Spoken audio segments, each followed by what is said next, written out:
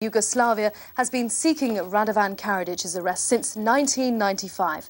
According to the UN, Mr. Karadzic led the mass murder of thousands of Bosnian Muslims and Croats from Srebrenica in 1995. He went into hiding the next year after stepping down as president of the Serbian Democratic Party. In the spring of 2005, a video of Bosnian Serb troops shooting captives from Srebrenica was broadcast after several of his former generals surrendered. In the same year, there were two separate sightings of Mr. Karadzic. He was allegedly seen with his wife and then with his brother in Belgrade. In 2007, NATO troops raided his daughter's homes in Bosnia-Herzegovina, believing his children were involved in a support network protecting their father.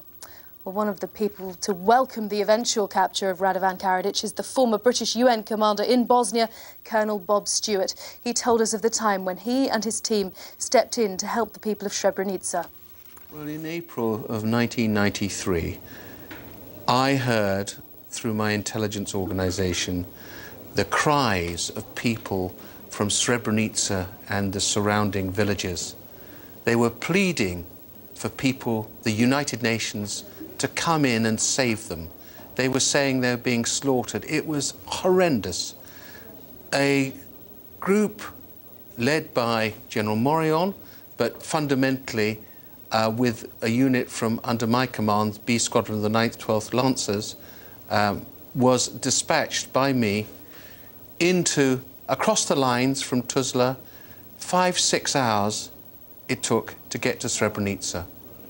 When they got to the place, these armoured vehicles, quite lightly armoured, I have to say, were surrounded by people, women, children, men. And when that happened, the Bosnian Serb position, at least 20 civilians were killed around our vehicles when we went in. Indeed, my interpreter, who was there, told me that he was talking to a woman, and as he was talking, she started screaming and he felt something warm.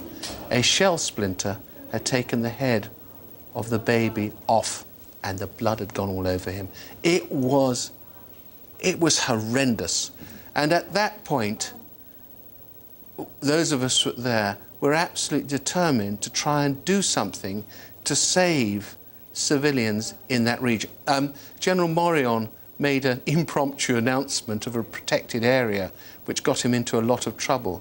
But indeed, that's what it kind of became. And 2 years later, we the British, handed over to the Canadians. And I pleaded, actually I said, please don't, can we keep it?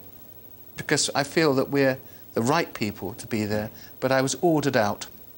The Canadians, in their turn, were ordered out, and Dutch peacekeepers went in, and they were there in July 1995. And in July 1995, this enclave in eastern Bosnia, again still surrounded by the Bosnian Serb army, Mladic and Karadzic decided they would take out the place. They would actually assault it. They did so. They took the town. The Dutch peacekeepers could either do nothing or would do nothing. And the large number of men and boys were rounded up in full view of actually the UN, taken a kilometre, maybe a bit longer, further, and then pulled off the transports and mown down by the Bosnian Serb army. Colonel Bob Stewart talking there.